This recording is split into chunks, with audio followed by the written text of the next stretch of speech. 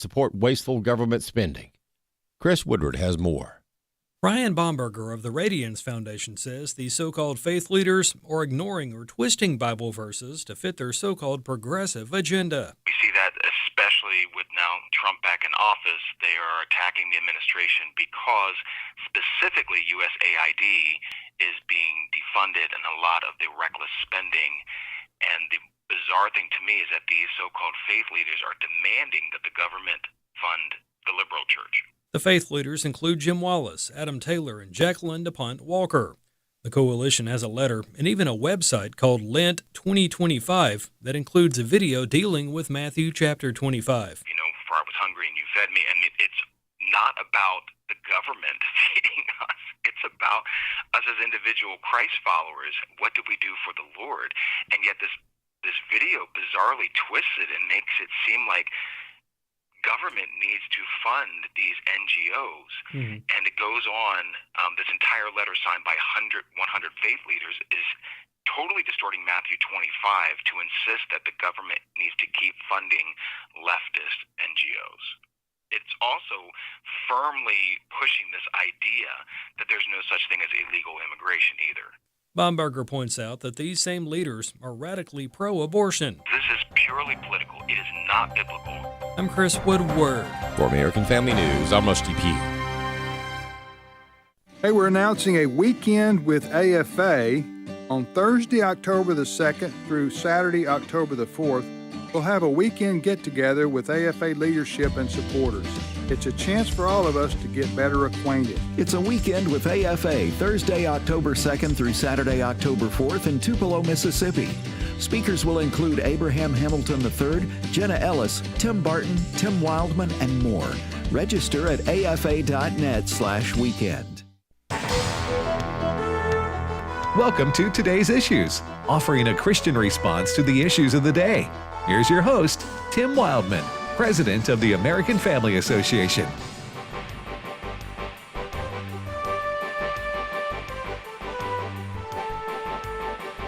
Hey, good morning, everybody, and welcome to Today's Issues on the American Family Radio Network for this Tuesday, March the 25th, 2025. Thanks for listening to AFR. Joining me in studio is Wesley Wildman. Good morning, Wesley. Good morning. And Fred Jackson. Yes, 9 months to Christmas. Visit Hobby Lobby soon. They'll have Christmas trees in the next few weeks. It won't be long now. Be here before you know it. Yeah, my wife and daughter go there in July because they have this idea it'll keep them cooler if they see Christmas trees. Oh, okay. Yes. Yeah, psychological. Chris Woodward. Good morning, Chris. Good morning. Well, I was just driving by a house last night that needed to take their Christmas lights down. Okay, I'm saying. I haven't seen that. What part of town? I need to know. Well, maybe somebody Mississippi. It's not infrequent. Okay. Okay. I don't know about other states. Anyway, everybody's got their. I was driving by there. I said, we're getting to the point of the year where do you need to just leave them up?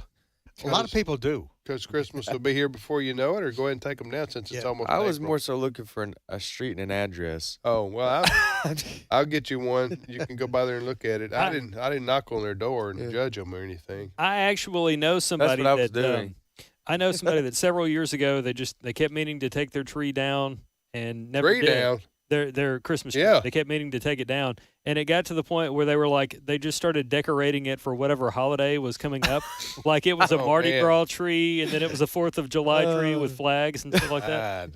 Yes. That sounds. I'm not that person, but I do know this person. Yeah, that sounds LAZY to me. But anyway, all right. Well, thank you for listening to the program today, everybody. A lot to talk about.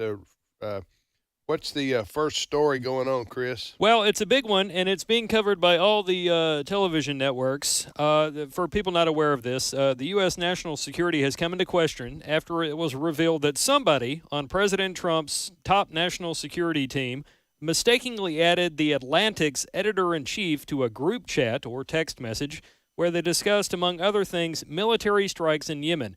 There's a lot to go over with this story.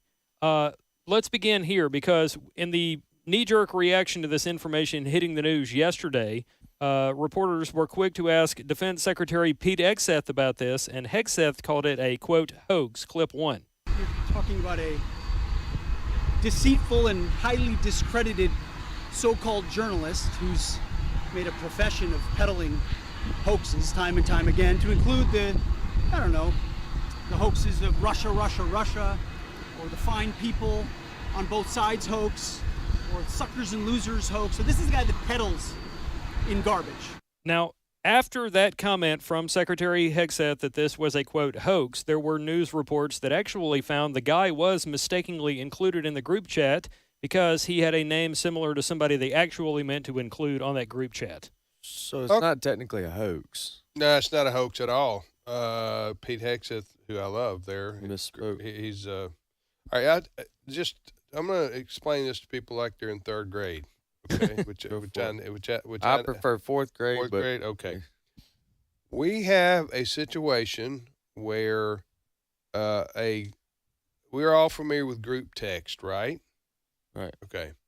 So you have a group text which is on another level in terms of it's in a secure location so that people can talk freely who are in the high-level cabinet positions in the Trump administration, including President Trump, Vice President Vance, Pete Hegseth, Secretary of Defense, Tulsi Gabbard, I think, was included in this. She was she in National Intelligence? Director of National Intelligence. Yeah. And one or two more. Who was the other? Kash Patel. Yes, the FBI director. CIA Bondi. director. These are some high-level cabinet positions. Yes. Mm-hmm. All right. So somebody, and Chris, maybe you can tell us who did this. Somebody set this up, and then somebody, I'm assuming that same person, accidentally, which I don't know how this happens, included a reporter who is the editor of the Atlantic magazine. Is that correct? Yes, editor-in-chief. So if you remember back to Sesame Street, ladies and gentlemen, one of these things is not like the other. Yeah. Okay, so you got 6 or 7 people on this, and they're discussing high-level national security issues having to do with the attacks on Yemen. On Houthi. Houthi, which is a terrorist group in Yemen. Yeah. All right, so now so Pete Hegseth, the Secretary of Defense, is asked about this yesterday. Is that yesterday? Yes. And that's what we heard him say. Why did he call it a hoax? I don't understand what he's trying to do there. Do you, Fred? Well, when President Trump was asked about this initially, he also said, I've not heard of this. He was at another event. Reporter asked him about this, and he said, I haven't heard anything about this. So I think what happened, who broke this story was Jeffrey Goldberg, who is the editor-in-chief of The Atlantic. Correct. He broke the story. Was he the one that was included? He's the one that received the information that we're talking about. So he breaks the story. The New York Times picks it up, Washington Post, et cetera, et cetera. So rightly so, Trump people are suspicious of these sources, The Atlantic, because they're very liberal, very anti-Trump. So they were suspicious of the authenticity of this. But later in the day, it was learned, as the Trump people started to investigate, they used this chat room, which is run by a platform called Signal. And they all get this when they reach this level of security. It's supposed to be highly secure. It's supposed to be. And so I think what happened was they found out that Jeffrey Goldberg was telling the truth, that he was copied on this. Now, the issue is, as you're pointing out, I don't think anybody deliberate did it. Now, you may have seen news stories this morning that Mike Walls, who is one of Trump's security experts, was being blamed for this.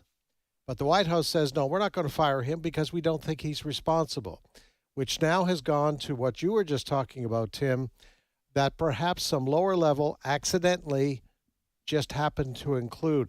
Some people are even saying Jeffrey Goldberg's initials are JG, and that person may have thought it was somebody else with those initials.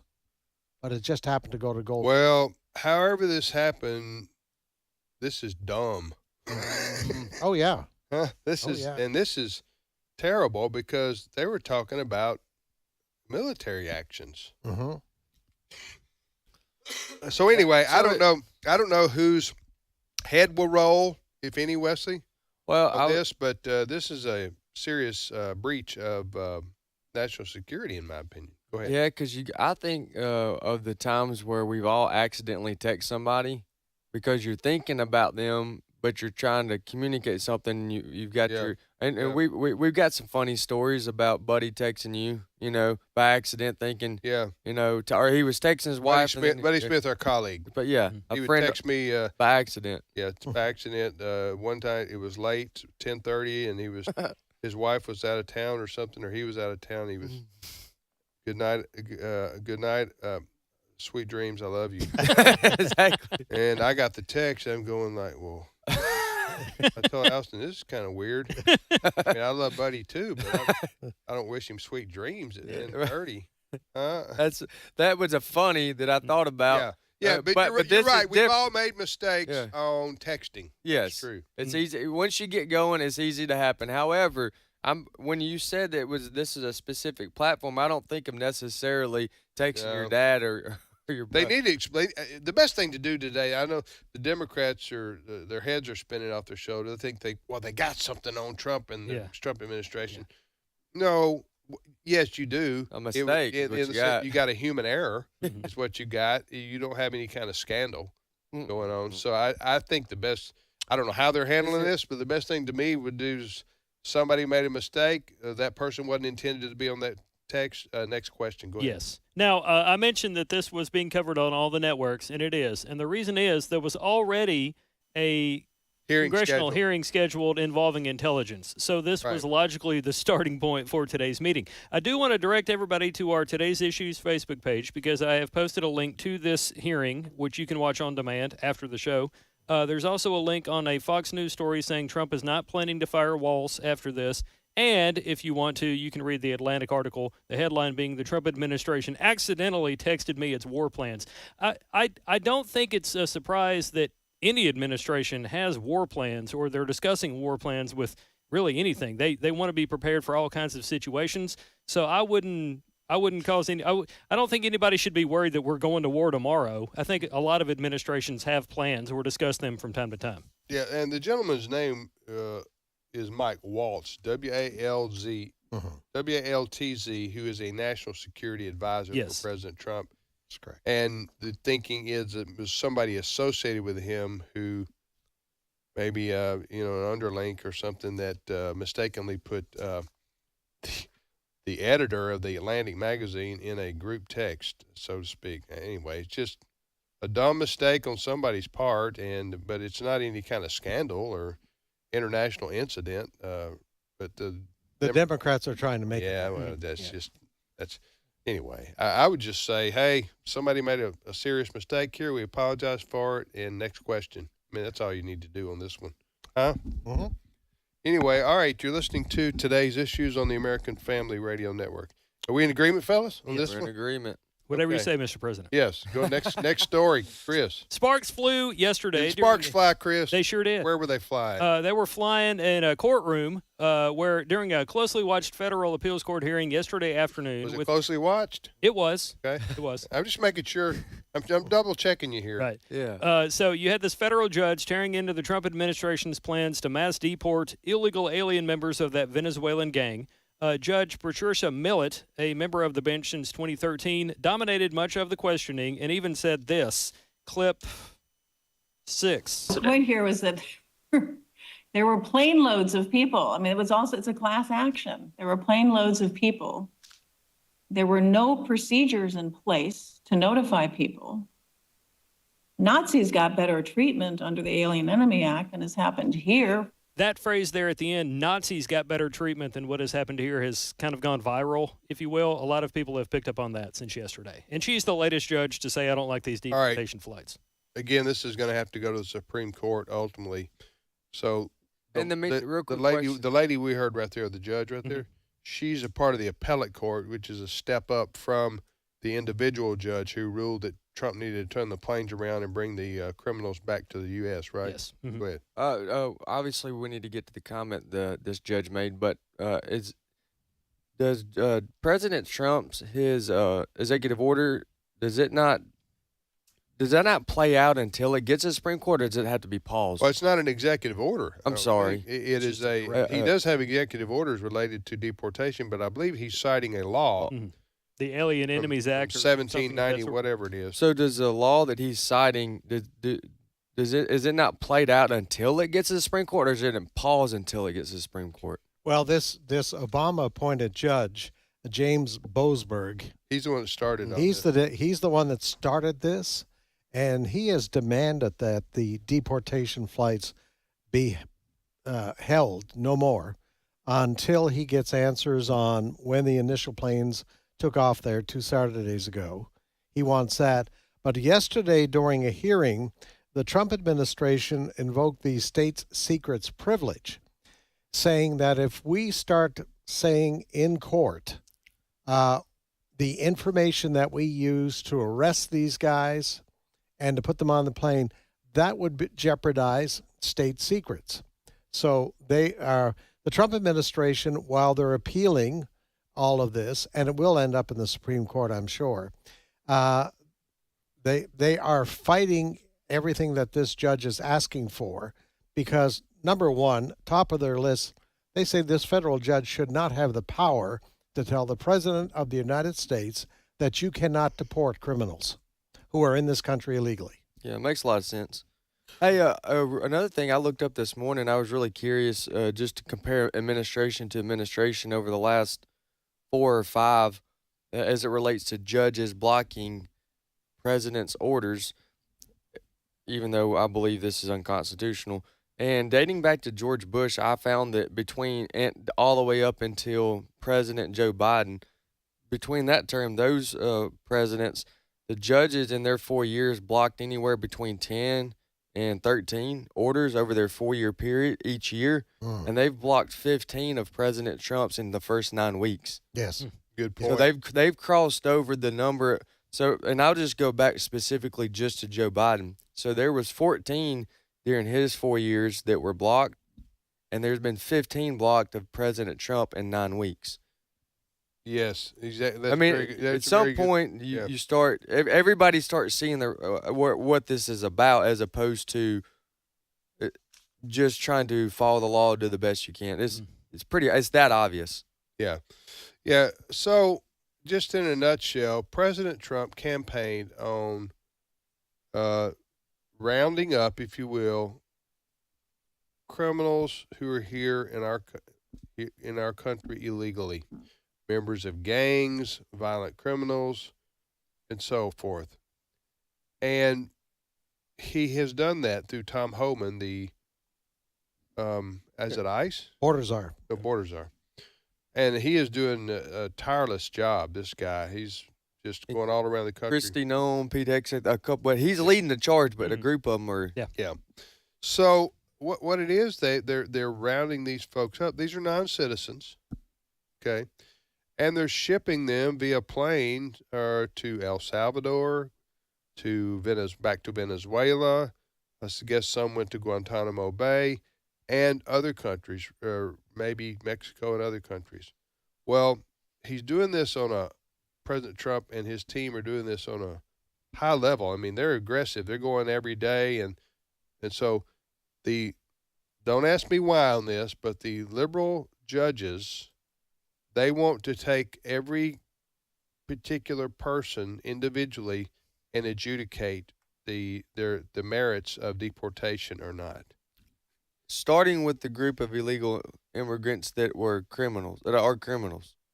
Yeah, well, I mean, it's what I'm saying is these liberal judges want to give all these criminals their day in court. Yeah, I just wanted to make sure that we understood exactly what you just said. That's a They wouldn't call them criminals. These liberal judges, they would say that they're just immigrants who are here, and you're sending them other places, to prison, and they haven't had their rights honored here in the U.S. So That's going to have to be worked out. Who's right and who's wrong on that? Who has final authority?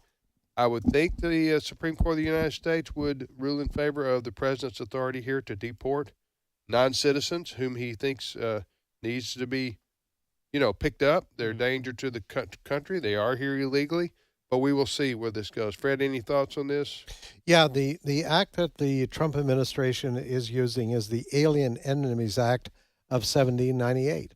It has been used before. I read that. Yeah. I read that 2 or 3 times, in fact, over my You got life. me there. I turned and looked. I was like, have you really? Yeah. What the Trump people have said is that, especially this group from Venezuela, has been named a terrorist group. And what Trump is saying, this Alien Enemies Act of 1798 covers groups that are a threat to this nation. Under this act, you don't have to put them in a courtroom, or the ACLU doesn't represent them in a courtroom as to whether the government has the right to ship them out of this country. This act gives the government the right. Somebody was asked the other day, the Alien Enemies Act of 1798, the act is still there. And somebody said, wait a minute, the Constitution's pretty old too, but we still abide by that. Yeah. This law has never been overturned. And what's the law state in essence? I mean, what? Well, basically it says if you're a threat to you've come into this country, you are a threat to this nation, we can deport you. Gotcha. Do we have any audio with Stephen Miller on this? He talked about this. Not on this Fair particular enough. subject. Well, you could look that up. He's covered this in what do they call it? It wasn't a press conference, but when they meet him right outside the White House. Scrum. Yeah. He covered this yesterday in one of those 5-minute. He's brilliant. Yeah. Stephen Miller. You're listening to Today's Issues on American Family Radio. Next story, Chris. Congresswoman Jasmine Crockett. Jasmine, Democrat she's back at from it Texas. again. Well, she continues to make headlines because she has, over several days now, issued threats or wishes that harm would be done to Elon Musk and Tesla, the business of which Elon Musk runs, one of his many businesses. So I've got a bit of audio of her talking about this, and it's going to be you're going to hear Attorney General Pam Bondi responding to it. Clip 9. I am truly here for very selfish reasons. Starting with on March 29th, it's my birthday. And all I want to see happen on my birthday is for Elon to be taken down. Yes. This is domestic terrorism. And Maria, now you have this Congresswoman Crockett who is calling for attacks on Elon Musk on her birthday. Let's take him out on my birthday, she says. And yet she turns and says, oh, I'm not calling for violence. Well, she is an elected public official. And so she needs to tread very carefully because nothing will happen to Elon Musk. In a separate bite, which we don't have to play here, Bondi went on to say that Crockett needs to apologize, quote, immediately. And this is not the only thing she said because we covered the Ted Cruz comments too. Yes. What did she say about Ted Cruz? We have the audio of that, don't we? I think so. Not on this No, list. not on this one? Okay. Not on this list. Well, my computer's not working, so it's not scrolling. But in the audio that I listened to this morning, just to paraphrase, and you fill in the holes here, Chris, she said we need to go out with punches, and we need to hit Ted Cruz over the head. Yes. That's my fault for us not having the audio because in our pre-show meeting, I said that we had the audio already in the folder. We do not. So that's my fault, not Steve's. So, Fred, what's the criticism of Representative Jasmine Crockett? The criticism from the Attorney General, Pam Bondi, is she is using language which could be interpreted as, and Pam Bondi says she's an elected official. She's a member of Congress. She is using language that could be interpreted as encouraging people to do physical violence against Elon Musk or Ted Cruz. Or his businesses. Or his business. And that is happening already. Oh, yeah, for sure. Now, she did say taken down. She didn't say taken out that I heard. Yeah. Crockett said she wanted to see Elon Musk taken down.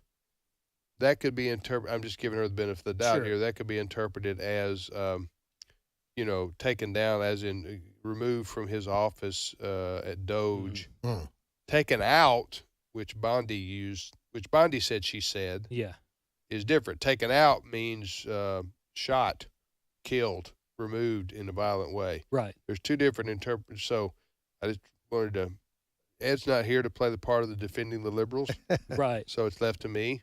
But taken down and taken out, two different things. But nonetheless, Crockett is saying some things, Representative Crockett, that are inflammatory and are threatening, could be seen as threatening, and at the very minimum is irresponsible of a public official. Yeah. That's what Pam. It's a great point you made. I will I'm say here. That's why I'm here. In my almost 25 years of doing news, some people will hear and read whatever they want to in somebody's statements. So an unhinged person may not make the difference or have the. Well, remember brain cells Maxine to Waters, the Democrat Congresswoman. Remember 6 or 7 years ago, she made that famous or infamous. We need to get in their faces. Yeah, but okay, I hear that, but how do you interpret? I think you are okay with punching them. Yeah, she said that about Ted Cruz. Yes, hit him in the head. Yeah, no, that's. I mean, violent. like that's not violent. even. That's not like. That's not. No, I mean, that's nothing ambiguous about that. No. She said punching. Yes. She said, yeah, well, that's unacceptable. She should be censured for that if she said that about a fellow congressman or senator. All right, we're going to take a short time out right here. You're listening to Today's Issues on the American Family Radio Network. Thanks for listening to AFR. Jenna Ellis is going to be with us. So we are going to have a lawyer on today. Jenna Ellis is a lawyer. We'll have her on and be charged, I'm sure, $300 an hour. We'll be back momentarily. It's my turn. Here is your host for My Turn, Don Wildman. In the book of Joel are these words, "And it shall come to pass afterward that I will pour out my spirit on all flesh. Your sons and your daughters shall prophesy, your old men shall dream dreams, and your young men shall see visions." You know, we used to be a nation of dreamers. Some of that is missing now, but we have it as part of our heritage. Our forefathers, those who founded our country, were dreamers. They dreamed of a country where man would be free, where he could live in dignity and hope and promise of a better tomorrow. They lived that dream, believed in it so much they were willing to give their lives for it. Nothing could stop them from reaching out for that dream, not even all the combined power of the King of England. They took that dream, and with it they beat the unbeatable foe. They conquered the unconquerable land. They traveled the untravelable roads. What great dreamers they were. But they were not the greatest dreamers this world has had. There was a small group of men who had even greater dreams than did the founders of our country. Back nearly 2,000 years ago, there was a group of 11 men who had a dream, a great dream. They dreamed that they could conquer the world without ever lifting a sword or firing a gun. They dreamed that one day every man, woman, and child could and would share with them the new faith they had found. They dreamed that one day this world would be ruled by love. It was a great dream they had. So great, in fact, that the world thought they were crazy. The world laughed at them, ridiculed them, even persecuted and killed them. But the dream could not be destroyed. It lived on. They planted that dream of a world ruled by love in the hearts and minds of other people. Soon that dream had conquered individuals of all climates, all classes, all races. There are those who are still dreaming that dream today. They are inspired by a carpenter who touched the hearts of common people as no other person. He planted that dream in their hearts, nourished it, watched it grow. It is the dream of a world where we are brothers, where we help instead of hurt, share instead of steal, give instead of grab. It's a dream of a world ruled by God's love. A foolish dream, an unrealistic dream, an illogical dream? Yes, it's been called all of those things.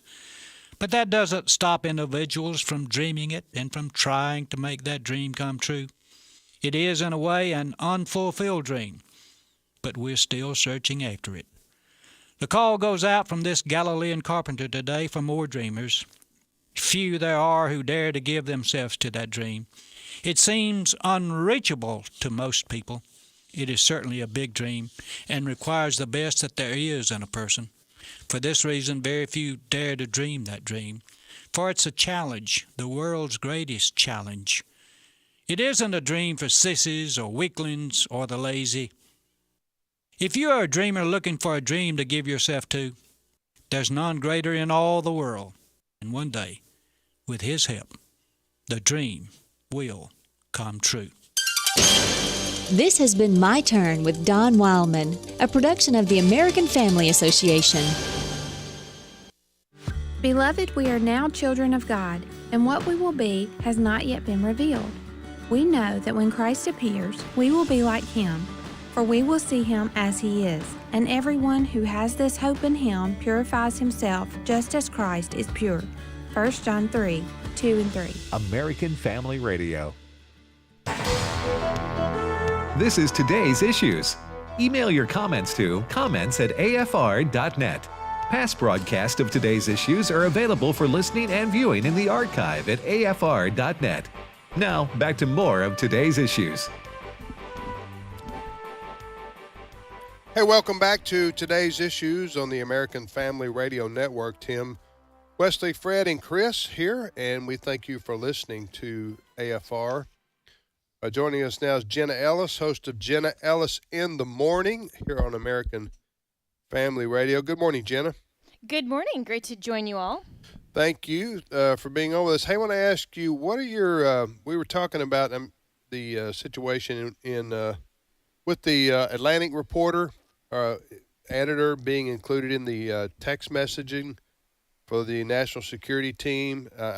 It's not exactly a text message. It's supposed to be highly secure. I just said that was, somebody made a human error. It's a dumb mistake, but it's not anything more than that. Doesn't seem to me. Go ahead. Yeah, I agree, and I think that this is just an attempt to make the Trump administration look very incompetent. And since we haven't had, as many of the posts on social media and some of the rhetoric from Trump this time that the leftist media can attach onto, it seems like they're trying to make much ado about nothing. And so when I worked in D.C. and worked for Trump, and not in the administration but on the campaign side, but even as personal counsel, I mean, there are members of Congress that use Signal. This is the messaging app Signal, and it's supposed to be more secure because it's end-to-end encryption. So it's supposed to allow for some more of these types of comments. And so this isn't anything that we should be surprised that in 2025 there is a group chat between some of these high level advisors and secretaries. So the thing for me is, I wonder if this was more of a targeted infiltration where someone else on the group chat, and we don't know how many people were on there, intentionally allowed this reporter to go in, because this isn't somebody that the White House regularly feeds talking points to or collaborates with or gives stories to. If you want to have a person who would act in bad faith and put the screenshots out, this would be the reporter you go to. Well, so if somebody I think did that's that, interesting. If somebody did that, that's like career suicide. If they did that intentionally, I mean, and like it wouldn't be discovered. You know what I'm saying? Right. And so I think that hopefully that is being investigated. And I think that the White House Press Secretary Caroline Leavitt today was wise to basically minimize the story, because of course the left is going to blow this out of proportion. But I don't think it's really any big deal. Okay.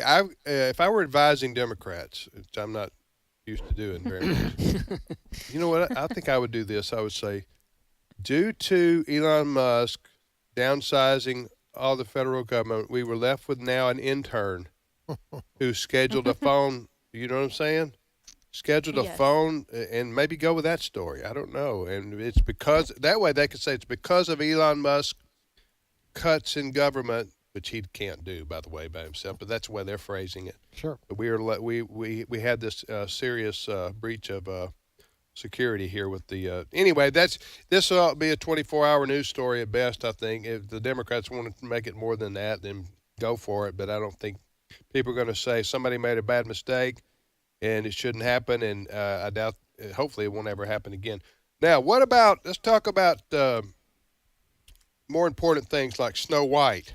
This is more important. Thank you for getting to this topic. Yes. So Snow White the movie, which is not the animated movie. We're not talking about from decades and decades ago. We're talking about a movie. What do they call it? Live action? A live action remake.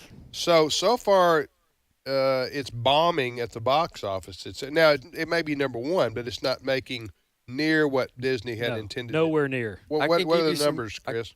It opened with $43 million, and it cost a lot more than that to make it. So just to break even on the movie, 200 and something million to make, right? They're far away from breaking even, and that's probably not going to happen, not even with merchandise sales. Let me contribute all I can for the Snow White story. Okay. This is all I got for you. Okay. Is numbers. All right. So Snow White so far is at $43 million in ticket sales when it put $250 million into it to make it, and in comparison, in 2019, Lion King in its remake, it made almost $200 million opening weekend. Okay, well, in the United States. There you go. And in 2017, Beauty and the Beast made almost made $175 million in its opening week in the United States. So it's made about a fourth of what the other three. Why is Snow White bombing? Well, the backstory for those who aren't familiar with the controversies that this movie in particular has made, beyond the fact that we're all just tired of remakes, we like the old animated classics, we don't need to have a live-action version of this. But when this first was announced, a lot of people had a problem with the DEI overtones because Snow White literally is supposed to have Snow White skin. That's just the story. And they cast a woman of color, right, to be Snow White. So already people are saying this is kind of annoying, like the Little Mermaid remake, where it's not the girl with the red hair and all of that. They cast a black woman to be Ariel. So there's already that controversy. Then there was the controversy about the dwarves being full-size because somehow we can't have dwarves in 2025. That's against, the little people right, we need to put lobby. them out of work in Hollywood. And I mean, Whistle While You Work is actually their song, which is hilarious. So there's already the controversy. But then Rachel Ziegler, who is the actress that plays Snow White, for one thing, just objectively, and I can say this as the woman in this setting, there is no way looking at this movie that you think that Rachel Ziegler makes the evil queen, who's played by Gal Gadot, who is beautiful, played Wonder Woman, that she's making her jealous, right? That's the entire premise of the movie. No woman believes this. But Rachel Ziegler also goes out and says that she intentionally wants to make Snow White as a character more feminist. So they don't even have the Someday My Prince Will Come, which is like the classic, love song. Right. They make this into a power anthem. So the whole thing has woke diversity nonsense in it. So of course, nobody, myself included, who loves the old Disney animated classics, my dogs are named after the Fox and the Hound, nobody's going to go see this. It bombs, and Rachel Ziegler coming out and basically condemning princess culture as somehow, we need to have this feminist power anthem. It is so overdone, and I think the culture is just so tired of this that Disney needed to scrap it, take their losses, and move on. Exactly. I agree, and they are going to take a huge hit because those numbers from the opening weekend, they are a precursor to how the movie will do overall, and it's going to lose a chunk of money, it appears, for the Disney company, and this was all brought on themselves by trying to take a Disney animated classic. First of all, it was going to be a challenge anyway. That's right. The woke stuff aside, it was going to be a challenge anyway, it seemed to me, to make a Snow White a modern day, well, I said modern day, a remake of a live action movie, but anyway, that's just seems they should have just left well enough alone. Here's my thing with changing the, and then you could comment, with changing an original movie like Snow White and it's animated. It was. I'm going to go in and say amen. Classic. Amen. I'm going to go and say. Okay, you're going to say. You know what I'm going to say already. What you're gonna say. So you are my son. You know what I'm going to say already. So here's the deal. If you want to make a movie that includes wokeness from end to end, you go for it. All day, every day. It's a free country. You have free speech. Make your own original story. Yes.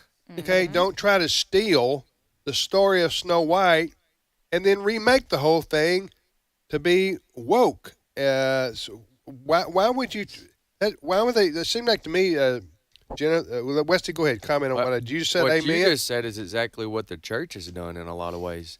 They've taken it. There's been a lot of people that have disguise is not as maybe go too far, but they've acted as if they're a Christian, or they've presented themselves as a Christian and won a lot of the people over using the Christian platform, and then they hijack it and they go woke. And then and we've seen that with Christian artists all the time. We've seen that with churches all the time. And that's exactly what, I mean, it's very similar to what they're doing here with this classic movie. Well, that's exactly it. That's where I think this is so insidious, because they're taking already beloved characters that little girls love, that, I mean, girls like me grew up with. Snow White is the original Disney princess. And they're intentionally taking characters you already resonate with, and they're turning them woke. Instead of, if you had a brand new story, I could easily reject the character and say, well, I don't like that person in that new story. They're taking something you already love, they're twisting it and perverting it. And that's how they're coming into the culture, by taking something that was good and intentionally making it woke. Yeah. All right, so tell us what's coming up on the podcast this week. Yes, so we're going to be talking all about the economy. We have one of my regulars, Tho Bishop, who's from the Mises Institute. He's going to be joining me for a deep dive on the economy. Those are topics that are always worthy of a deep dive. And on the show tomorrow morning, we're actually going to get an exclusive from Representative Marlin Stutzman, who's going to the White House this afternoon for a meeting. Can't really tell us about it ahead of time, but he's going to be on at 8 a.m. And then we will be getting another opinion on Snow White from my good friend Andrew Clavin, from Daily Wire, who was immersed in Hollywood. He's a Christian, and I know we'll have some other incredible insights. Second place, of course, to Tim and Wesley, but we'll have him on and see what he has to say. All right, so join Jenna tomorrow morning, as you should every weekday morning on American Family Radio. Jenna Ellis in the morning from 7 to 8 o'clock in the morning, Central Time, here on American Family Radio. And then Jenna's podcast, which is gaining popularity, is weekly, and you could go, Wesley, what do they need to do to get the podcast? Go to afr.net. That's afr.net, and there you can download the podcast there, or just listen to it live. And sign up to get it weekly. Yep. It'll be in your inbox. Or free off of our app as well. I mean, a lot of the streaming stuff going through our app is great. afr.net. You're developing a pretty big following on X, too, aren't you? Yes, so we live stream the show, and I also post the link to the podcast there. And last week when we had Representative Jim Jordan on, that show actually went pretty viral, that interview, and we had, I think at the peak of it was a little over 12,000 listeners just through the X platform, which is a great way to reach audiences outside of the traditional AFR family. So that's great. All right. Jenna, thanks so much. Take care. Appreciate you being on with us. Thanks, guys. And Todd and Copper from Fox and the Hound say hi. Yes, Todd and Copper. Yeah. Yes, Jenna's going to be talking about the economy. Do you guys know we're now importing eggs from Brazil? I saw that. Importing eggs from Brazil. I'd rather not. How do you do that exactly? I wonder how that works. That's a long way to keep eggs fresh. FedEx, you load up a DC MD-11 with eggs. In charge of that project right there. Yeah. I understand. All right, we got 1 million eggs back there, fellas. Don't break a one. Yeah. Don't break a one. You better do a soft landing. Yeah, that's what I'm saying. We hit any turbulence, it's going to be a mess back there. Then we have to put jack egg prices up because we've lost a couple. Yeah, because we lost the whole plane full. Sadly, 1 million eggs were lost today. I just find that amazing. We don't have enough hens in this country. Yeah. Well, I think it's the bird. Isn't it the bird flu causing wreaking havoc? Joe Biden killed a lot of them off. Tens of millions of birds to try to right the ship, so to speak. And there's not enough egg-producing chickens right now, supposedly. Well, we got a bunch of lazy chickens out there. Well, we don't have a bunch of them. They're not of age yet to where that is to where we can start getting their eggs. They're unionized. Yeah, the chickens have unionized. Yeah, one egg a day. That's it. Get 26 weeks of vacation. A lot of health insurance plans. If it ain't one thing, it's another, Dad. But we are in that. Fred's right. He's not making that up. Type in. I'm gonna make you play Ed today. Right. Type Google eggs from Brazil and see what comes up. I don't believe you. You don't believe me or Fred? I don't believe either one of you. We're All right, getting, we're getting type in news story. Chicken eggs from Brazil. I don't know which came first, the chicken or the egg from Brazil, but they're both coming in. U.S. turns to Brazil for eggs and considers other sources during bird flu outbreak is the headline from Reuters. Yeah. See there, Fred wasn't lying. All right, read the first paragraph from the story. All right, the U.S. has almost doubled imports of Brazil eggs once used only for pet food and is considering relaxing regulations for eggs laid by chickens raised for meat by President Donald Trump's administration seeks to bring down so President prices. Trump's administration is actually pushing for this to bring in foreign eggs to our country because trying to offset the prices because of domestically we can't produce enough eggs. Yep. To keep the prices down. That's what's going on. So just to review, President Trump deporting people and importing eggs. Yeah. See how this works? Swap. So we're swapping. We're sending criminals. You know why that is? We're deporting them, and we're importing innocent eggs. Because because the America first. What helps America? Yeah, bringing in eggs, lower egg prices helps America. Taking criminals off the street and sending them back home helps America. That's what I'm talking about. Anything else to add to that? Well, I think I would I would import the chickens. Yeah. Why just take their eggs? That's import smart. the chickens. That are already laying eggs. Yeah. That way. How do we do that? We just buy them like we're going to buy Greenland? Yeah. Just buy eggs? Just buy the hens. They're talking about in this article halfway down about buying Brazil. We're going to buy Brazil. Kidding. All right, Chris. Well, next story. Yeah, you better okay, move quick so on that one. Let me say this. I am the reason we didn't have the Jasmine Crockett talking about Ted Cruz audio, but who was the reason? I was the reason we didn't have it. I Again? thought we had it Again? in the stack already. And so Steve Jordahl has gotten the audio for us and filed it here. This is what we were talking about before we went into the break. In addition to threatening Elon Musk and saying we must take him down, Jasmine Crockett has also had some not so nice things to say about Senator Ted Cruz of Texas, her fellow Texan. Clip 17. I think that you punch. I think you punch. I think you're okay with you okay with punching. You know, I think and I love Colin, and I think towards the end he started to punch a little harder. But like, it's Ted Cruz. I mean, like, this dude has to be knocked over the head like hard, right? Like, there is no niceties with him. Like, at all. Like, you go clean off on him, right? If Ted Cruz had said Jasmine Crockett needs to be knocked upside the head, Anderson Cooper would be the end of his life, wall-to-wall the end coverage. of his career. Brian Stelter would have a show again. Rachel Maddow would lose her mind. You actually stole one And from I me would here rightly because I was going to recommend that just for comic sake and to make a point, like Babylon B does so often, I would like to see Ted Cruz with the teleprompter repeating exactly what she says and inject her name and as a comedy skit just to make a point, because we know that the other side would take that clip and they would have two options. They would have to defend him and allow him to say what he says and say, I think this is a wonderful thing, or they would have to rebuke him, one of the two. And we know they would most likely rebuke him, which then is a double standard, as we often see from the left. Bingo. You just bingoed. Bingoed.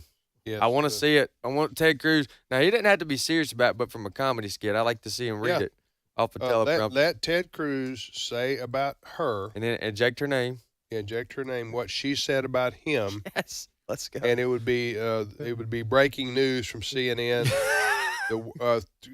Ted Cruz threatens Congresswoman. It would be the white Ted Cruz. Yeah, the white Ted Cruz threatens woman of color. I would argue that sounded more violent than what we're reading into with her comments about Elon Musk. I agree. That's the reason I brought it up immediately in that. Listen, I personally think overall we're too hypersensitive in this country about language. Me too. Amen. I think if you were to ask that woman right there, what's her name, Crockett? Yeah. Play that again. play that. Well, who's she talking to here? She's talking to a couple of people interviewing Right, her. she's a U.S. Congresswoman from Texas. Yes. Talking about her fellow Texan, Ted Cruz, the senator. Go ahead. I think that you punch. I think you punch. I think you're okay with you okay with punching. You know, I think and I love Colin, and I think towards the end he started to punch a little harder. But like, it's Ted Cruz. I mean, like, this dude has to be knocked over the head like hard, right? Like, there is no niceties with him. Like, at all. Like, you go clean off on him, right? Okay, I'm going to just tell you what I think. Pardon me. She's talking verbally. Sure. Right there, rhetorically. She's not talking about a physical act of violence. That's my interpretation. I would agree. Huh? But I agree with you. Had Ted Cruz said the same thing. The left has created a hypersensitive environment in which we're playing by their rules. Right. They've set the rules because they criticize Trump. But the rules only apply to the right. Right. If you're on the right and you say something like that, you should resign immediately. You're on the left and say something like that, oh, they're just talking hyperbole. Right. Or they're talking verbally. So I don't think she meant hit him over the head with a frying pan right there, but I think she was talking about by punch back, she meant politically. Punch back politically and rhetorically. But anyway, still, you got to be careful when you're in a position of leadership like that. Well, and also, too, in this day, in 2025, people are hypersensitive, and you can avoid this whole conversation if she doesn't say something like that. That's true. But the left they get away with it. Remember when Chuck Schumer, the Senate Majority Leader, a Democrat, remember he held that infamous press conference? Yeah, he said, he said, see if you can pull that up. That's worth playing again. That's one of his. You will pay the price. You will pay the price. You'll never know what hits you. I mean, he's talking about sitting Supreme Court. You will rue the day. He said that one. Yeah. Talking about overturning Roe versus Wade. That's what he's talking about. At some point, either right before the break or coming back right out of the break. Do it now. Right now is a good time. Okay, Yeah. all right. I wanted to let breaking news. We have breaking news. I can't do the breaking news. Over to Wesley's news desk for breaking news. I can't do that as well as Chris and Steve and all those guys, but we do have a summit. AFA has a summit this summer. It's an Activate Summit, Biblical Bedrock, Building on the Authority of Scripture. This summer. What's the name of it? Biblical Bedrock? Yes, sir. Okay. Biblical Bedrock, Building on the Authority of Scripture. It's under the umbrella of our Activate curriculum, and it's June the 12th through the 14th this summer. We're looking forward to having everyone that can be there. We have a Kids Activate program that will coincide with the rest of the conference for the adults for ages 6 through 12. You can go to activate.afa.net. Mm-hmm. So that's activate.afa.net. You can find out more information. We will have keynote speakers such as Ed Vitagliano, Abe Hamilton III, Todd Herman, Frank Turek, Alex McFarland. We will also have panel discussions with Jenna Ellis, as you heard earlier, MD Perkins, Sandy Rios, and Tina Griffin.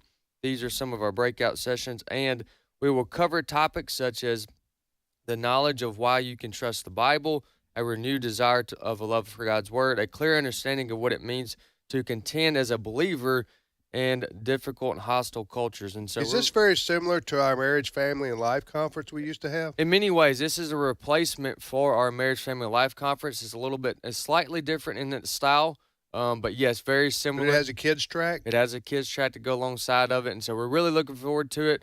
It's this summer, June 12th to the 14th. We're limited in our seating because we've signed a contract, and so we're about 2/3 full, and we would like to go ahead and fill it up. So you can go to activate.afa.net. That's activate.afa.net, and we're looking at children 5 and under are free.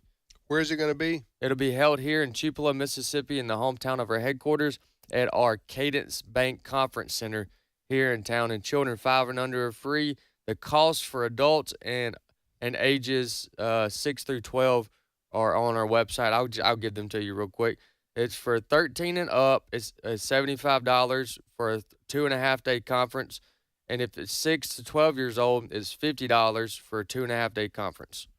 Also, bring your own eggs. Bring your own eggs. That's right. Yes. And what's the website to read all about it? That's activate.afa.net. Activate.afa.net. So looking forward to that. Do we have time to play Chuck Schumer? No. Go. I want to tell you, Gorsuch. I want to tell you, Kavanaugh. You have released the whirlwind, and you will pay the price.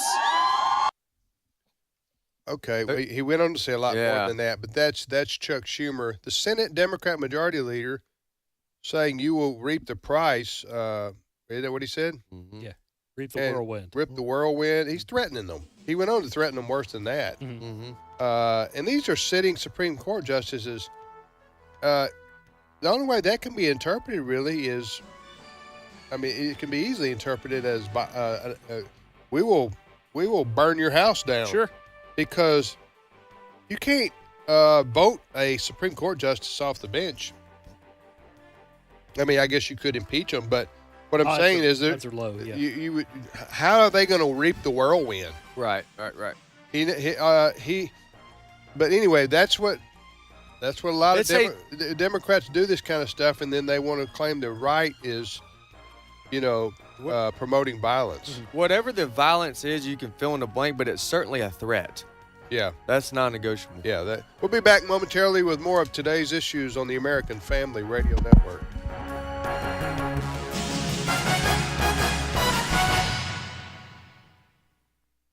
The views and opinions expressed in this broadcast may not necessarily reflect those of the American Family Association or American Family Radio.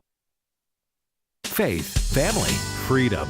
American Family Radio. American Family Radio has always been portable, but thanks to technology, AFR apps have redefined our portability. Whether you prefer Apple or Android, we've got you covered on your phone or tablet. We're also available on Roku. And of course, you can get Alexa to play us on your smart device. Take us with you across town or across the country. Visit afr.net or your app store today. This is American Family Radio, a listener-supported ministry of the American Family Association.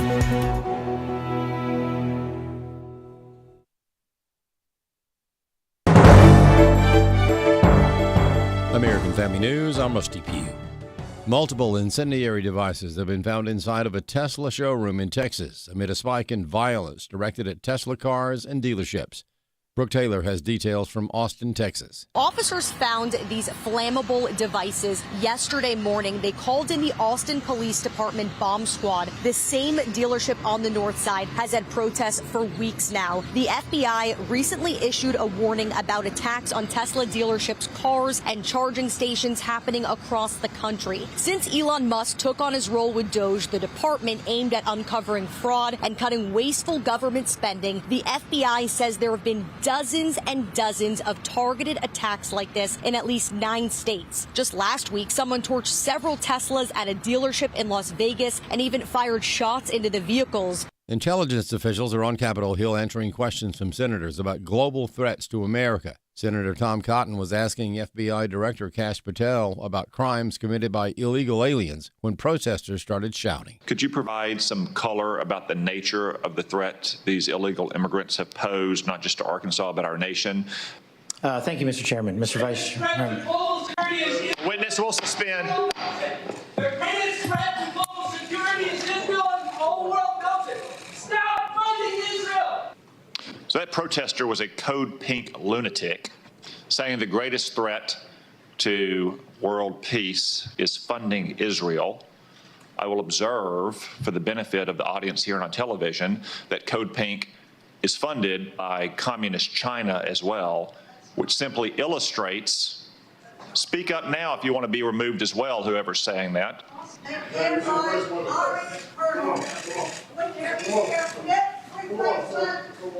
If anyone else would like to join them, speak now, please, so we don't have any more disruptions.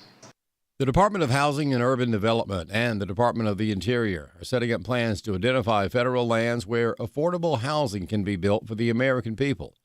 Department of Housing and Urban Development Secretary Scott Turner discussed the plans that he and Interior Secretary Doug Burgum have for the American people. There's approximately 500 million acres in our country, our beautiful United States, that could be utilized to build affordable housing. And so they're all over the country, urban and rural places. So you look at places like Utah, Nevada, and other places around the country that we'll be looking at with our task force that we created to identify these lands and build affordable housing.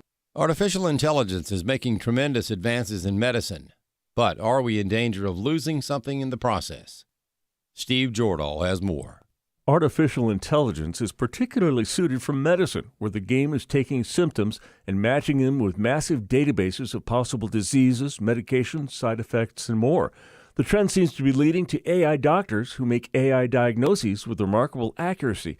But do you want your cancer diagnosed and treated, including the possibility of AI robotic surgery, without any human intervention or empathy? Medical ethicist David Prentice of the Center for Bioethics and Human Dignity says probably not. AI is simply a fancy computer program. It's a tool to be used by humans, but to give it primacy really is going to miss that human quality. He says there's a reason medicine is often referred to as an art as well as a science. Whether it's physical, whether it's emotional, whether it's spiritual. And those are things I don't think AI at any point, and certainly not now, has the ability to perceive and discern. Prentice says the other concern is that AI could be the ultimate in socialized medicine, determining at once if the procedure you want or need should be rationed or denied due to cost considerations. It needs to be reserved as an analytical tool to assist the real healthcare personnel. I'm Steve Jordahl. More news online at afn.net and the AFN mobile app. I'm Rusty P. The feature-length documentary Culture Warrior, Don Wildman and the Battle for Decency, premiering November 11th, chronicles the life and ministry of Don Wildman. It takes you through the founding of the National Federation for Decency, what has become AFA. It's a call to stand firm for righteousness and shows how that resolve can make a huge difference in our world. If we lose this cultural war, we're going to have a hedonistic, humanistic society. Find out more and watch the trailer at culturewarrior.movie. Today's Issues continues on AFR with your host, Tim Wildman, president of the American Family Association. Hey, good morning again, everybody. Or good afternoon if you live on the Eastern Time Zone. This is American Family Radio, and the program you're listening to is Today's Issues. My name is Tim Wildman, and I'm with Wesley Wildman, Fred Jackson, and now Steve Paisley Jordahl joins us. Good morning, Steve. Morning, everybody. Well, I've been scolded by multiple people about my lack of knowledge about egg preservation. And do you know about this? We were talking about America is now, we're importing this. I'm not kidding about this. We're importing a lot of eggs. It was announced we're going to bring in a lot of them from Brazil because of our shortage of eggs in the U.S. due to the bird flu epidemic, I guess you could call it. Right, Fred? Yeah, we killed off tens of thousands of hens. Yeah, it was sad, but it had to happen. Can birds transmit? Be careful the with your flu? bird questions, because transmitting flu and birds and all that. Yeah, be careful. Can't they? Yeah, can That's they? what happens. Well, yeah, and these. You mean to humans? Yes. See, I knew where you were going with that. I think that's questionable. I don't think so. They can't. No. So then there's an argument to be made it was unnecessary.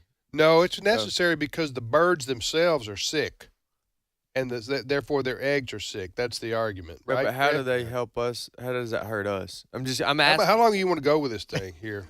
As long as we got. I'm just curious. Okay. My point is that I have been educated on the lifespan of eggs. And Fred, you knew about this. You were telling me about this, right? Yeah. Eggs can last what? Well, we keep ours in a fridge, and it can go many weeks. You can hold on to them. Now, some people say, don't put them in the fridge, leave them out. They'll last longer. But I question that. We've always kept eggs in the fridge. Yeah, we do too. But my wife says, once you put them in, you can't take them back out. I think that's probably what. It's kind of like the Hotel California. Yeah, right. Really? You can check in, but you can never really check out. Yeah. So once you put them in the fridge, you can't take them out and set them out. But if you never put them in the fridge, my wife says they're good for 3 months or so. Yeah. Anyway. I'm just looking it up here, of course, as we do.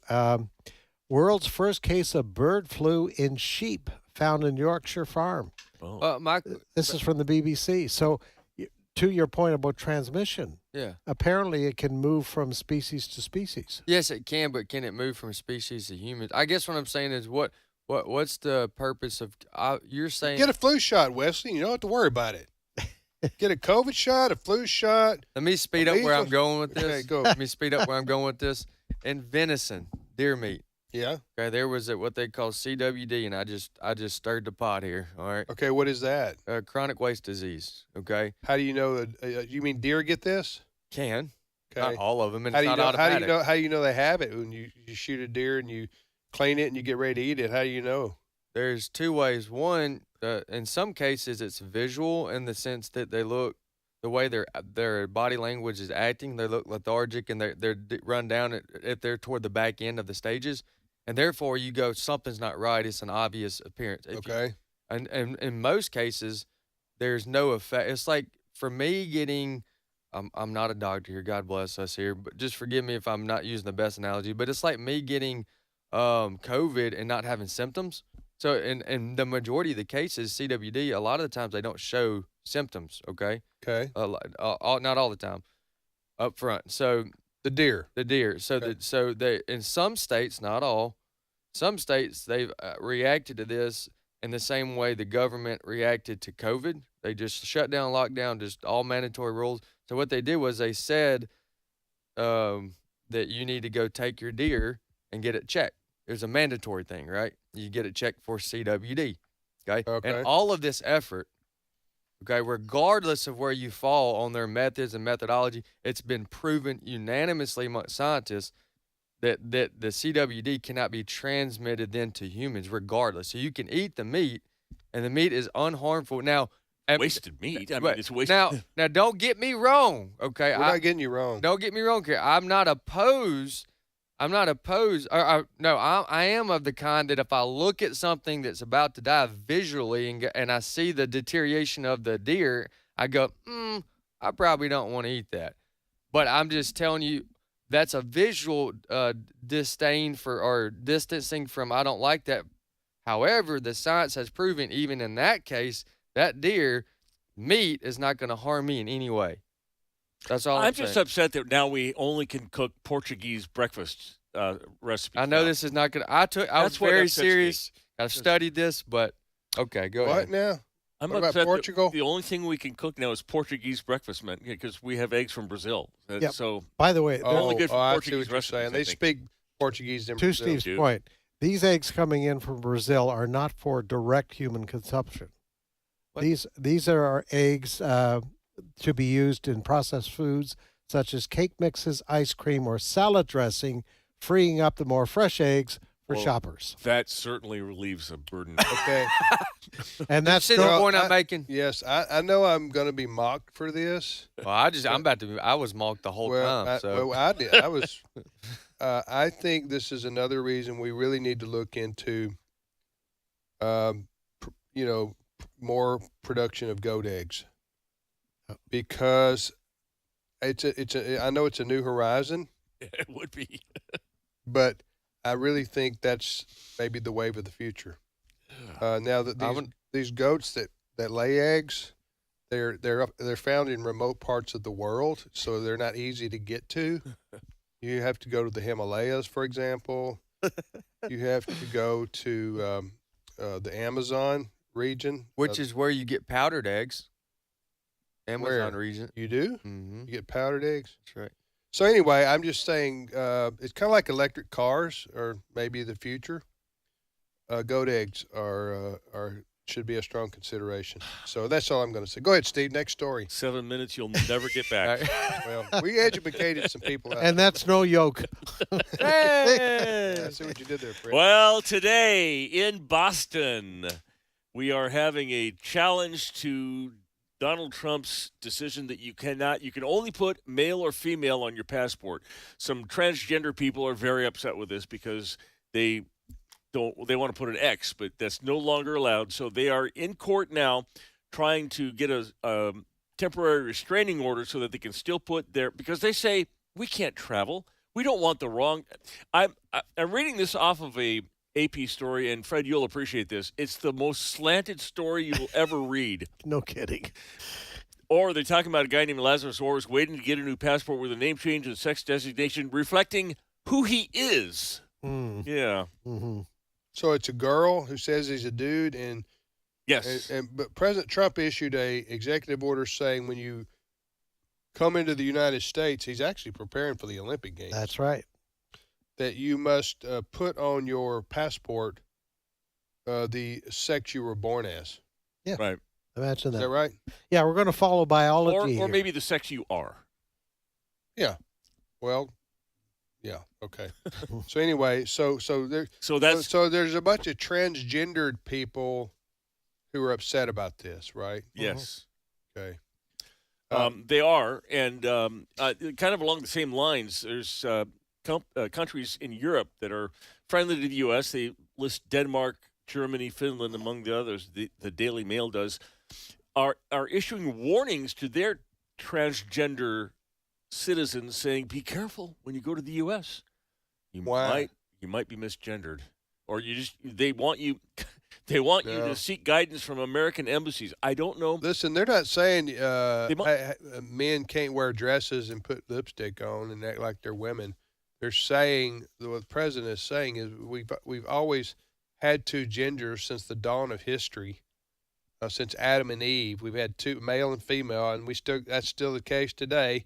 And so you need to put the correct biological sex on your passport.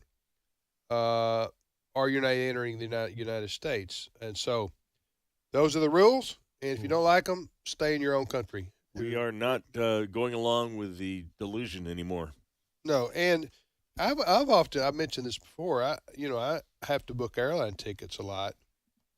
And you get to the place on the form where they say, your name, your address, your email, whatever like that. And then they ask you for your sex. And I click on there, and I'm going, it should just say male and female. Mm-hmm. But the airlines have bought into this lunacy too. Mm-hmm. So they put like other yeah, or something on there.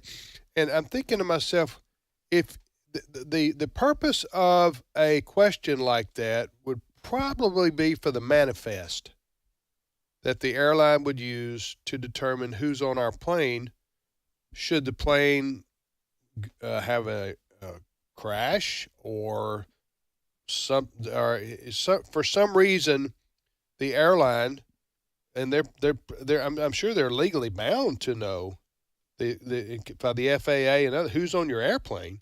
So, but my question when I come to that is, if you don't have to really put male or female, and you put other or non-binary, whatever language they use, then don't put the question there at all, because the question doesn't. You're not really getting a factual answer from. Or at least a useful answer to, Yes, recover your body from a crash. Yes, if the purpose is, let's say you have a plane crash, and you have to identify bodies, and you come along a person whose name is John, well, that's his birth name, and then he calls himself Janice, and you're identifying him as a male or female, and you don't know because they've listed female when obviously they have male parts. What you're going to have is you're going to have people coming across a dead body that's male, and they're not going to That's be what able I'm saying. And It's they're not going to be able to match it to a manifest because they run out. If you're not going to require accuracy of an answer, then don't even ask the question at all, because it makes no difference. So that's my point. Next story, Steve. All right. I think the goats that lay eggs are non-binary. Are they non-binary? Well, they are. I want to. We have a new. The most recent Jessie Smollett is a woman named Latasha Brown, who works in Allentown, Pennsylvania. She works at City Hall, and she came in one morning and called the authorities. There is a noose at my desk. And so, we got to take care of that. We do. Somebody has to be responsible for this, Well, right? they started an investigation. Okay. And this is what the police found. Cut 15. On January 10, 2025, at approximately 7:11 a.m., Allentown City employee LaTarsha Brown arrived at her office on the third floor of City Hall. At approximately 7:38 a.m., Ms. Brown notified the Allentown Police Department that she discovered what she believed to be a noose on her desk upon arriving at work. Building access control records were reviewed to identify city employees present. Each was asked if they would provide a buccal swab for DNA testing if needed. Every employee agreed, except for Ms. Brown. Initially cooperative, Ms. Brown later requested that the investigation be discontinued.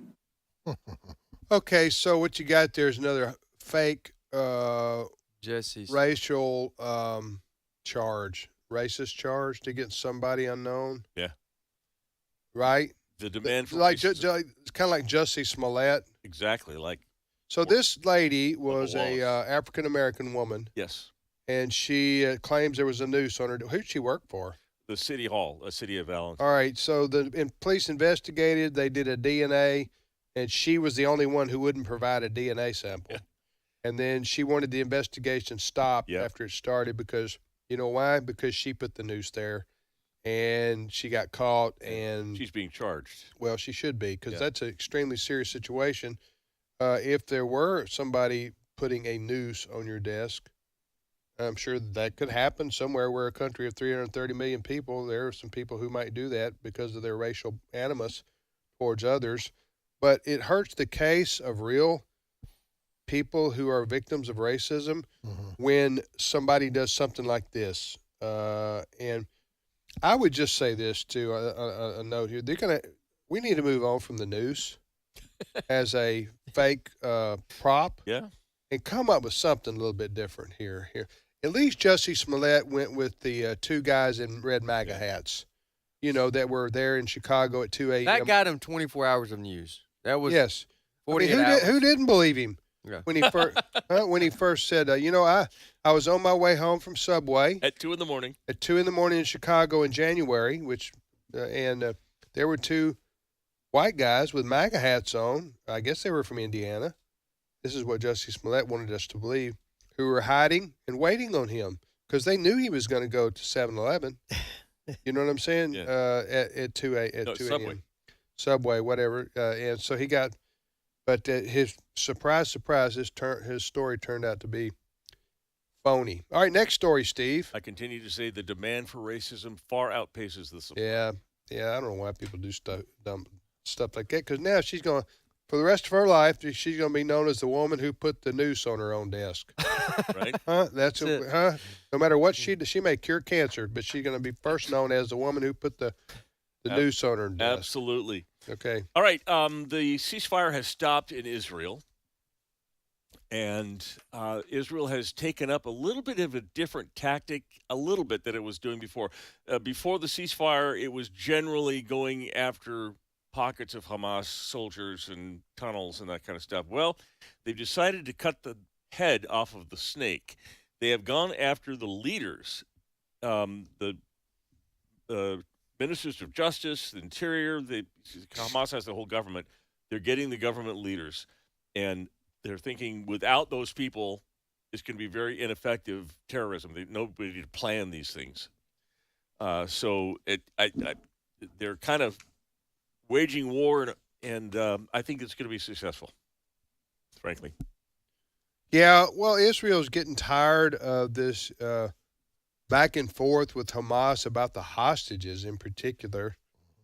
If Hamas is serious about ending the war and having a peace, then they need to hand over all the hostages yesterday, Fred. Yeah. I mean, instead they're doing this 3-a-week thing and then running those poor people out there like they're some kind of prized show animals or something, and it's just the Israelis are tired of it and have had it, and you can't negotiate with terrorists and Hamas. So what I'm saying is Israel's just and President Trump has said Israel has to do what Israel has to do, and I support them. Yep. Whereas Biden said no, Israel can't do that. No, don't do that. That's No, right. let me build a Remember what Biden tried to build this wharf? Oh, that's right. Out from the Mediterranean, so that we could provide aid to the people in Gaza. Gaza Strip, yep. And we spent like, I don't know, $60 million or something crazy number on this thing, and it didn't work. Oh, it floated away. Yeah. I don't remember that. So, and Biden was also tied in the hands of Benjamin Netanyahu and the Israeli.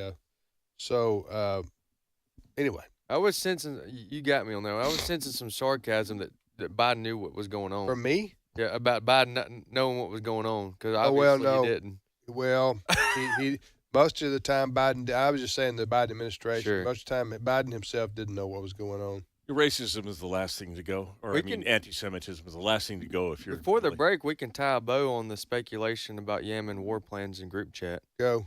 All right. Well, on the Gateway Pundit, there's Trump has commented, and he has said that Waltz has learned a lesson here. He's a good man. This was an accident, and that Goldberg's presence had no impact at all on the military operations. Good answer, because that's the truth.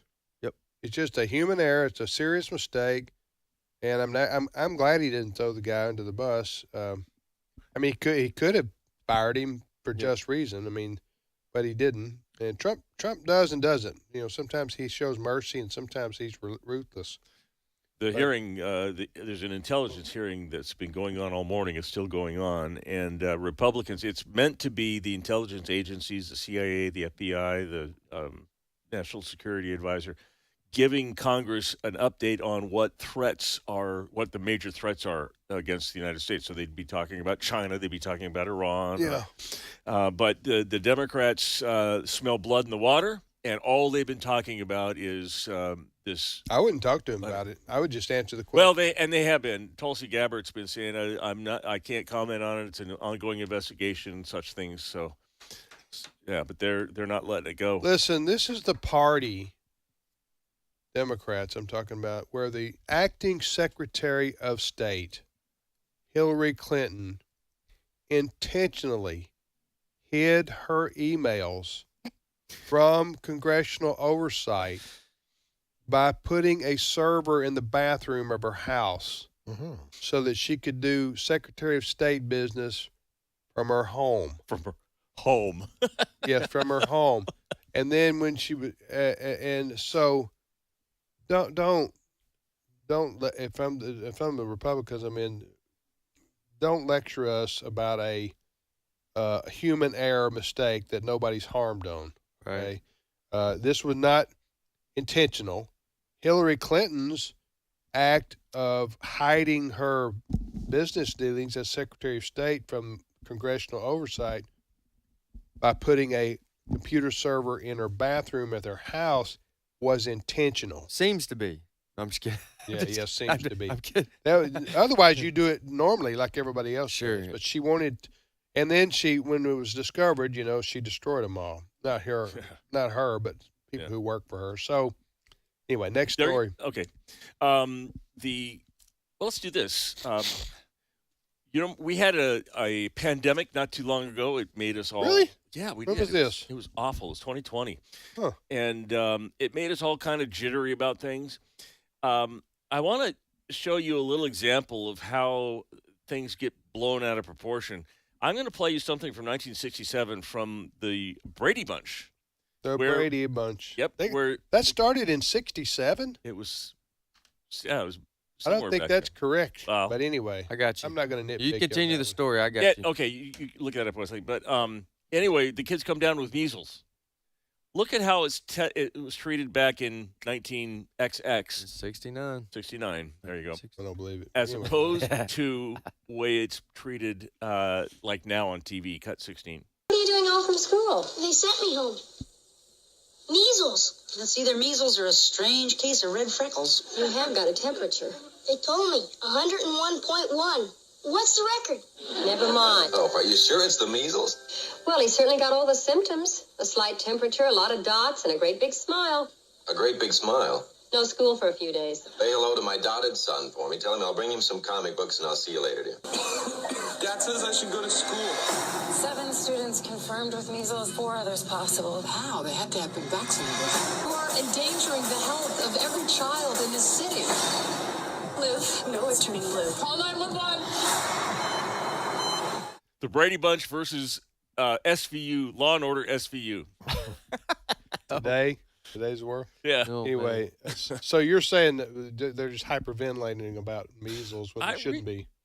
Even when my kids were growing up, they had measles parties.